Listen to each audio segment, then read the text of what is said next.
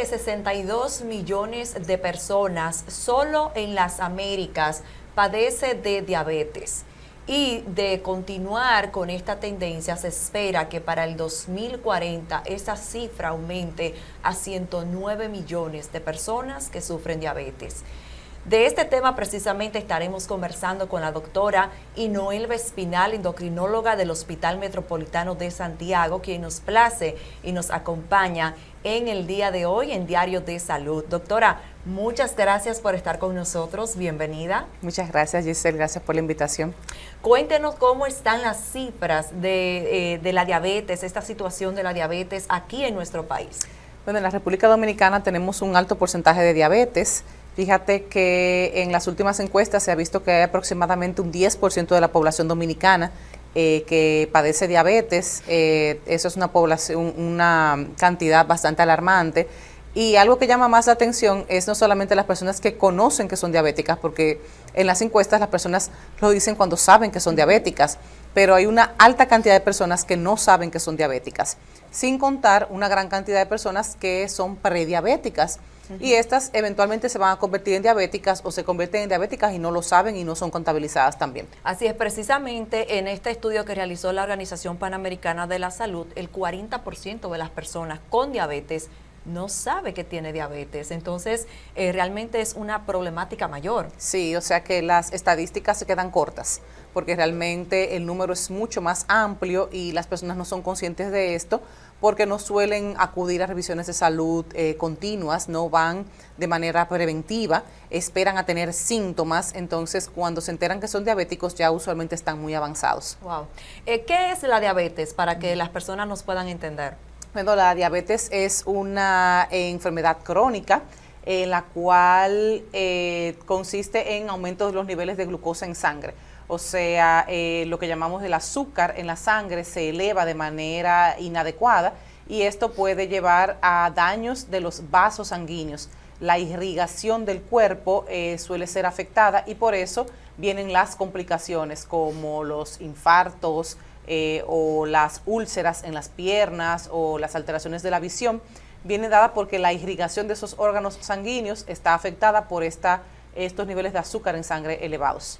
¿Y cuándo se considera, doctora, entonces, que una persona es prediabética y cuándo es diabética?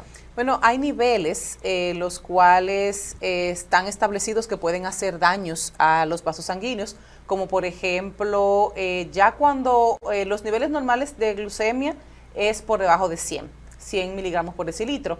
Ya cuando estos niveles están elevados son anormales. Sin embargo, esto todavía no se considera diabetes. Ya hablamos de diabetes cuando tenemos mayor a 126 sin haber comido nada, cuando la persona está en ayuno. Entonces, este limbo entre 100 y 125 se considera prediabetes. Sin embargo, también hay niveles cuando las personas ya han comido o se someten a una curva de tolerancia a la glucosa oral, ya esto es por encima de 200 que se considera diabetes. Ok. ¿Cuáles podrían ser las posibles causas de la diabetes? Hay muchas causas de diabetes, como por ejemplo, la genética es una de las más importantes, o sea, que las personas tengan predisposición genética a que su insulina no trabaje de manera adecuada, o también recordemos que la diabetes la podemos dividir en tipo 1 y tipo 2. Hablando exclusivamente de la diabetes tipo 2, ahí tenemos resistencia a la insulina.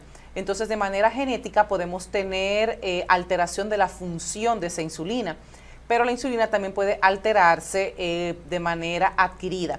Dígase cuando las personas consumen altas cantidades de carbohidratos, cuando las personas tienen exceso de grasa corporal, o sea, obesidad, y también asociado a lo mismo el sedentarismo, la falta de ejercicio, la falta de músculos adecuados, se asocian a una insulina que no trabaja de manera adecuada y por lo tanto esto puede llevar a elevación de la glucemia. Es algo que se da en el tiempo, o sea, una persona, este desarrollo, esta condición, pasan años entre que la persona tiene mala alimentación, mala actividad física, obesidad y eventualmente esto puede llevar a hiperglucemia y a diabetes. ¿Qué es más frecuente, doctora? ¿Esta diabetes que se hereda o la diabetes ya, como usted menciona, que se hace resistencia a la insulina de forma adquirida? Bien. Lo más común actualmente suele ser la diabetes adquirida. Anteriormente sí era muy común que fuera genético. Okay. O sea, incluso todavía las personas dicen, no, pero es que en mi familia no hay diabetes, porque están muy acostumbrados a que sea más una condición genética. Pero ya con los cambios en la alimentación, el estilo de vida, la falta de ejercicio de hoy en día, cada vez es más común la diabetes adquirida, que las personas desarrollen diabetes con el tiempo, aunque no tengan familiares diabéticos, y es por eso que la prevención es lo más importante. Algo que preocupa bastante, doctora, la cantidad de niños también que están debutando con diabetes. Esto Sí. ha preocupado muchísimo a los expertos y especialistas en salud. ¿A qué se debe este aumento en la diabetes en los niños? Es por lo mismo, es la misma situación. Fíjate que cuando nos ponemos a analizar, los niños tienden a estar expuestos a niveles de azúcar desde muy temprana edad. Lo normal, bueno, realmente en una persona no está diseñada para consumir azúcar. Sin embargo, sí podemos consumir cantidades moderadas de azúcar, pero no se recomienda hacerlo antes de los 2 años, y muchos niños todavía lactantes son expuestos a ingesta de azúcar. Entonces imagínate durar 10, 15 años ingiriendo azúcar en altas cantidades, pues eso eventualmente va a desarrollar diabetes, obesidad y muchas enfermedades metabólicas. Es por esto que tenemos que concientizar en que, a pesar de que en los productos que están diseñados para los niños son de alto contenido en azúcar, esto suele ser por el marketing, suele ser para vender, porque estas compañías de la industria alimenticia lo que quieren es vender. No necesariamente es porque sea lo mejor para nuestros niños. Nosotros como padres tenemos que tener la conciencia de no darle azúcar o darle la menor cantidad de azúcar a los niños. Dígase, darle postres como algo especial, La en fruta situaciones entera, especiales. por ejemplo. Claro que sí, la forma de alimentar a los niños en el día a día, Sí. Evitar darle jugos, evitar las harinas en exceso, enseñarle a los niños a comer vegetales. Algo importante también, doctora, que nosotros a veces creemos que el azúcar es el azúcar per se. Sí. E ignoramos que hay alimentos, una gran cantidad de alimentos que también contienen mucho azúcar sin nosotros darnos cuenta. Sí. Entonces, también esto influye bastante porque no es simplemente un dulce que usted le dé a un niño o que usted se coma. Hay otros alimentos como los carbohidratos, las harinas y demás que también son perjudiciales. Totalmente de acuerdo. Realmente en la alimentación es muy importante que las personas tengan conocimientos básicos de alimentación, que no siempre eso las personas conocen, a menos que vayan intencionalmente a buscar esta información. Pero hay que conocer los macronutrientes básicos, que son proteínas, lípidos y carbohidratos. Los carbohidratos no son malos, los carbohidratos deben ser el 60% de nuestra dieta. No es que estén mal, pero esos carbohidratos están diseñados para comerse de una manera compleja, que tengan que ser masticados, que tengan que ser digeridos de cierta forma por nuestro cuerpo. Entonces, cuando los carbohidratos se ingieren de manera muy simple, ya hechos azúcar, hecho jugo, hecho harina, pues esto es más fácil para nuestro cuerpo y de esta manera aumenta más rápido la insulina y el azúcar en la sangre. Por lo tanto, hay que intentar que estos carbohidratos sean de manera compleja. Y los carbohidratos simples, como ya mencioné, es el azúcar de caña, pero hay otros tipos de carbohidratos simples como la miel, el jarabe de maíz alto en fructosa, la maltosa. Son otros tipos de carbohidratos simples que no son azúcar de caña como tal, pero también tienen el mismo impacto. Tienen el mismo impacto para nuestra salud. O sea que el azúcar tiene distintos nombres, como usted mencionaba, sacarosa, maltosa, fructosa, y que a veces es importante por ello leer también las etiquetas de los productos que compramos y de los productos que damos a nuestros hijos y consumimos también nosotros. Doctora, ¿cómo puede una persona darse cuenta de que tiene diabetes o que está debutando en la diabetes? Bueno, recordar que las personas que tienen síntomas de diabetes es porque ya están en cierto grado avanzados. Ok. O sea, lo ideal es que una persona se revise de manera periódica, que haga control por lo menos una vez al año de sus niveles de glucosa en sangre, y de esta manera, si va en aumento, puedan detectarlo antes de presentar los síntomas. Porque cuando una persona ya tiene síntomas de diabetes es porque los niveles de glucosa suelen estar ya elevados por encima de 180, 200. Los síntomas asociados usualmente suele ser por lo que se llama la poliuria, o sea que la persona suele orinar mucho, a veces se levantan en la noche a orinar. También tenemos lo que es la polidipsia, o sea que la persona bebe mucha agua. La persona está constantemente bebiendo agua, pero porque tiene sed. Eso no es nada malo, simplemente es una compensación por todo lo que está orinando. También a veces hay personas que suelen tener exceso de apetito, suelen comer mucho, pero un dato muy importante que se da en la diabetes descontrolada es la pérdida de peso. O sea, esas personas están comiendo mucho, pero no ganan peso, todo lo contrario, están perdiendo peso. Okay, sí, eso es algo que tiene que llamar la atención. Claro, claro. Entonces, ¿cuándo debe entonces la persona, inmediatamente comienzan a aparecer estos síntomas, consultar al especialista? Claro que sí. Una persona que está bebiendo agua en exceso, que constantemente tiene sed y por lo tanto orina mucho, sí tiene que ser revisada. Hay otros, o sea, evidentemente la pérdida de peso, hay muchas razones por las cuales una persona puede tener pérdida de peso, no solamente la diabetes, pero esta es una de las razones. También hay otros síntomas asociados, baja de las defensas, aumento de las infecciones, sobre todo infecciones a nivel del sistema urinario. Mujeres que tengan cistitis, que tengan prurito, que tengan estas infecciones constantes que no se le quitan, los hombres, sobre todo hombres que no tienen la circuncisión, tienen que estar pendientes porque pueden tener enrojecimiento después de orinar, picor, y esto puede estar asociado a hiperglucemia. Claro. No solamente son estos síntomas clásicos de beber mucha agua y perder peso, sino también hay otros síntomas asociados al exceso de glucosa en la sangre. Necesariamente en una familia donde haya varios diabéticos, ¿necesariamente esto se hereda o pueda que haya miembros en la familia que no necesariamente herede la diabetes o tiene que necesariamente cuidarse? Tiene necesariamente que cuidarse. Tiene necesariamente que cuidarse porque tiene alto riesgo de desarrollar diabetes, pero bien lo dijiste, no todos lo heredan. La diabetes tipo 2 es una condición compleja. Es lo que se llama una enfermedad poligénica.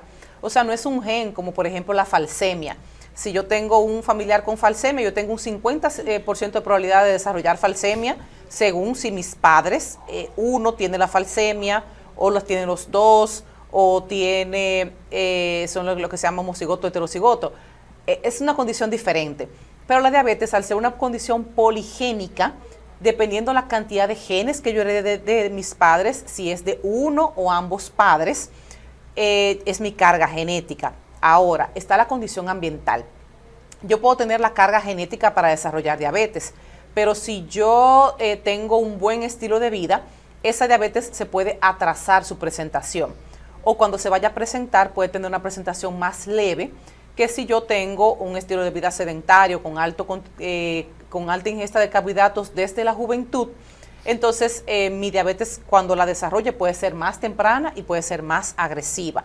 Entonces, la diabetes tipo 2 es más compleja. No es solamente como que mi papá es diabético, ya yo voy a ser diabético. Yo puedo modificar eso con mi estilo de vida, definitivamente. Sí, claro. Doctora, ¿en hombres o mujeres se presenta más la diabetes o no hay una distinción aquí?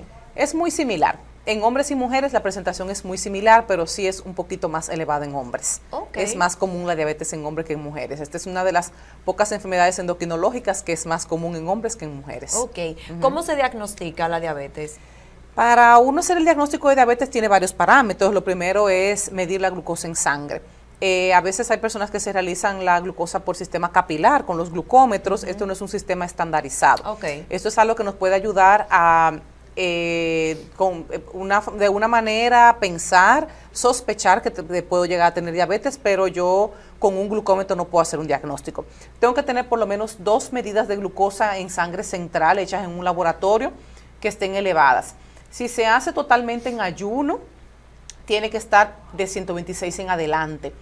Si se hace por curva de tolerancia a la glucosa oral, que esto es uno de los métodos que yo hago para confirmar, o sea, después de darle una carga de 75 gramos de glucosa, que es una carga alta, una persona que no tenga diabetes, que tenga su metabolismo de la glucosa normal, tiene que estar normal, una curva de tolerancia a la glucosa, tiene que estar por debajo de 140 a las 2 horas.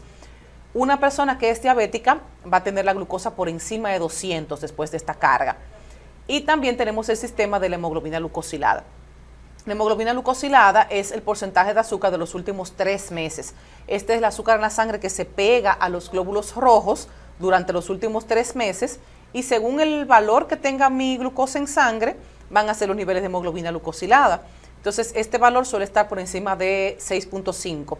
Entonces, los valores que tengo son glucosa en ayuno por encima, mayor o igual a 126, glucosa después de una carga de glucosa de oral mayor a 200 o en cualquier momento del día. Si yo me medí la glucemia y está por encima de 200, ya sea en ayuno o después de haber comido, también eso es un criterio de diabetes. O sea que no necesariamente tiene que ser en ayuno. Si yo he comido, también yo puedo hacer el diagnóstico de diabetes. Pero recuerden que tengo que tener 2 mediciones, no una. Con una sola medición no se hace diagnóstico de diabetes. Y el nivel de hemoglobina glucosilada por encima de 6.5. Ok, excelente. ¿Cómo una vez ya la persona diagnosticada, cómo se procede al tratamiento de la diabetes? Hay muchos tratamientos para la diabetes hoy en día. Podemos tener tratamientos orales y podemos tener tratamientos inyectados, pero lo más importante en el manejo del paciente diabético siempre va a ser el estilo de vida. Okay. Siempre una persona tiene que ver cómo está ingiriendo alimentos, cómo se está ejercitando y siempre hay formas de modificar y de mejorar. Recordar que los pacientes diabéticos tienen que tener una dieta baja en carbohidratos, porque son los carbohidratos que me pueden subir los niveles de glucosa en sangre, más que las grasas, más que las proteínas.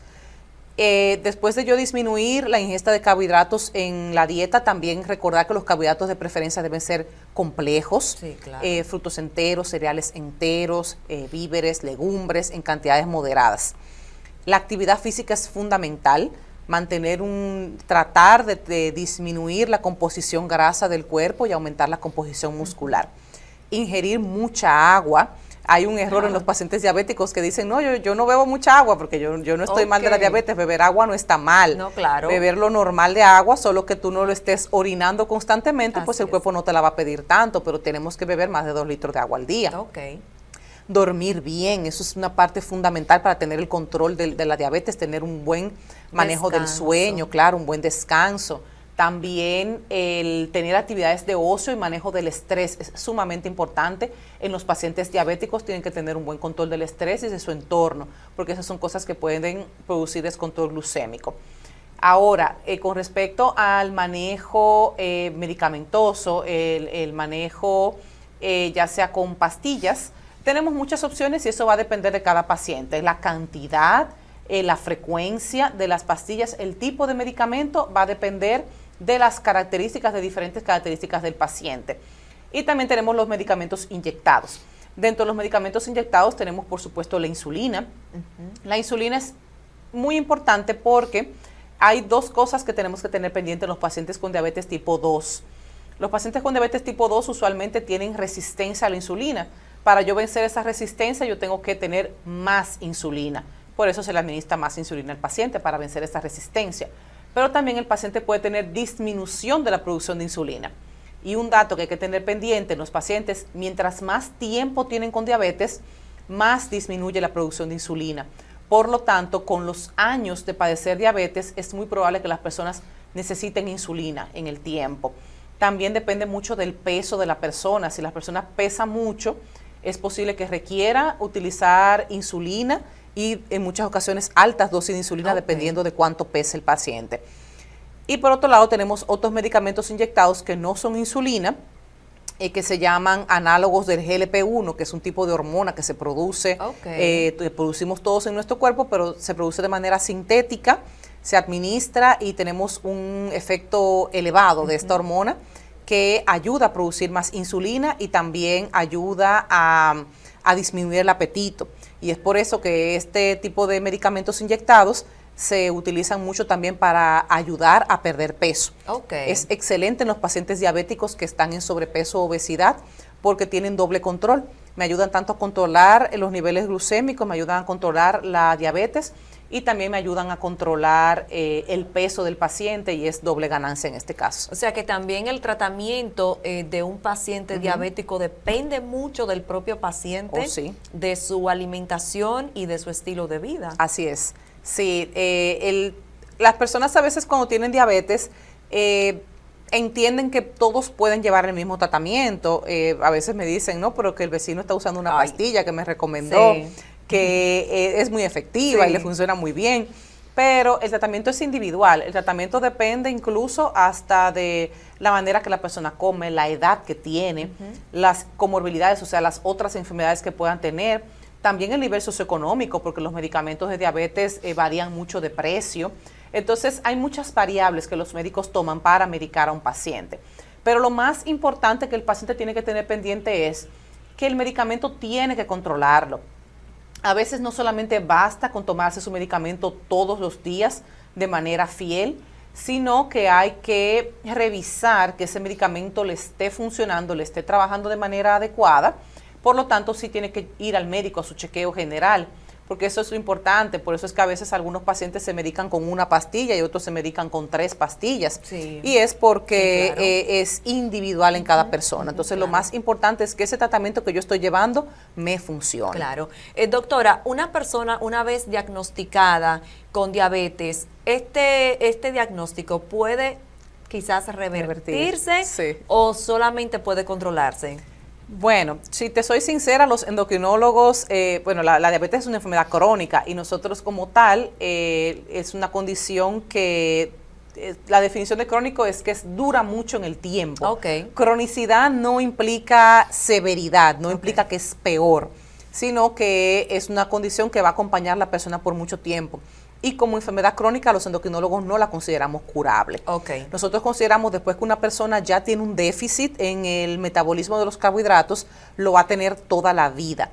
Pero sí es cierto que una persona con esta alteración puede vivir sin medicamentos. Okay. Entonces, una persona después de ser diagnosticada de diabetes, claro que sí, puede revertir, puede disminuir sus niveles glucémicos y puede llegar a un punto incluso que puede dejar de utilizar medicamentos, pero necesita siempre el cuidado y siempre necesita el seguimiento. Entonces, formas de que una persona pueda, digamos, dejar de usar medicamentos para la diabetes, perdiendo mucho peso, mejorando mucho su estilo de vida. Una persona, por ejemplo, que se ha sometido a una cirugía bariátrica y tenga una gran pérdida de peso, suele mejorar tanto que a veces hasta dejan todos los medicamentos. Personas que son sometidos a procedimientos quirúrgicos que amerita que pierdan mucho peso, cirugías de vesícula y después de esto la persona pierde mucho peso, incluso pueden dejar de utilizar los medicamentos.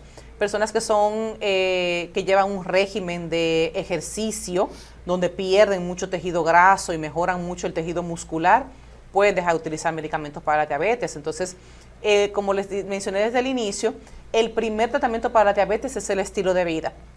Pero este buen estilo de vida se tiene que llevar durante toda la vida. Si ya una persona fue diagnosticada con una alteración de los niveles de glucosa, con diabetes, entonces esta persona tiene que llevar este estilo de vida mientras vida tenga. Así es. Doctora, ¿cuáles son las posibles complicaciones de una diabetes no controlada? Bueno, sí, eso es muy importante, ese detalle, que la diabetes debe estar no controlada, porque las personas tienen que entender que no siempre la diabetes va a llevar a complicaciones. Si yo llevo mi tratamiento de manera regular, si mis niveles de glucosa están en las metas deseadas, yo no tengo por qué tener complicaciones a largo plazo. Pero estas complicaciones, como les mencioné, están asociadas a disminución de la correcta irrigación de algunos órganos. Okay.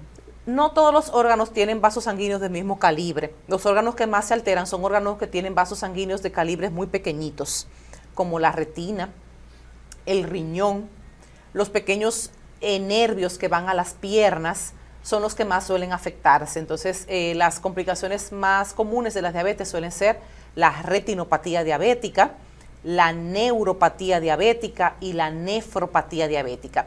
Tan importantes son que estas complicaciones son la principal causa de ceguera, de enfermedad renal crónica que lleva a los pacientes a diálisis o a trasplante renal, y la principal causa de amputación no traumática en el mundo es la diabetes mellitus. Sí. Y es muy importante tener esto pendiente porque estas complicaciones son deleterias tanto para el paciente como para los familiares y todo el sistema de salud. Entonces, cuando una persona tiene una complicación por la diabetes, todo el que está en su entorno sufre. Claro. Y por eso es importante prevenir estas complicaciones y tener esta conciencia de esta enfermedad. En el caso de las personas que ya están presentando problemas con sus extremidades inferiores, que es lo que más se ve, Sí. ¿cuáles cuidados debe tener específicamente? Sí, es muy importante este dato porque las personas con diabetes tienen que tener un cuidado diario de sus pies, tienen que tratar de secar bien los pies cuando se bañan. Okay. Antes de ponerse los zapatos, siempre tienen que tener los pies bien secos, tienen que tratar de revisarse los pies todos los días. Si no son capaces de ver las plantas de sus pies, entonces tienen que utilizar un espejo para ver la planta de los pies, tienen que revisarse entre los dedos y secarse bien entre los dedos para evitar la humedad, porque esta humedad puede llevar a hongos y estos hongos a infecciones y estas infecciones a úlceras y por ahí va el proceso. Tienen que evitar cortarse, revisar sus zapatos todos los días para evitar que le entren piedras o cualquier objeto extraño en los zapatos. También tienen que tratar de tener un calzado adecuado, evitar zapatos muy duros, que sean zapatos ásperos que puedan rozar o cortar, evitar zapatos que le queden ajustados, que le apriete mucho el pie y que se lo deforme, porque hay algunos zapatos que pueden deformar los pies, pero también evitar los zapatos que son muy anchos, que el pie pueda quedar bailando y que de esta forma pueda rozar. Por supuesto, tener actividad física, que eso le ayuda al movimiento y a la circulación. Estas son algunas de las medidas generales que puede llevar el paciente. Entonces, definitivamente, doctora, ¿puede prevenirse la diabetes? Ah, claro que sí. Eso es lo más importante y por eso estamos hablando tanto de este tema, porque lo que estamos buscando es prevención, que la persona no desarrolle diabetes. Pero si ya la persona desarrolla diabetes, que tenga un control de la glucemia para que no desarrolle complicaciones. Se puede vivir con la diabetes muchos años con una buena calidad de vida sin presentar complicaciones si la persona lleva un control adecuado. Excelente, doctora. ¿Dónde las personas pueden consultar con usted? Yo estoy en el Hospital Metropolitano de Santiago, en el HOMS, en la 9ª planta, en el consultorio 912. Me pueden seguir en mis redes sociales, @doctora Inoelba, y también me pueden contactar al número 829-828-8283. Doctora, muchísimas gracias por tomar parte de su tiempo para conversar con nosotros sobre este tema tan importante para nuestro bienestar, para nuestra salud. A ustedes también las gracias por la sintonía y será hasta una próxima entrega de Diario de Salud.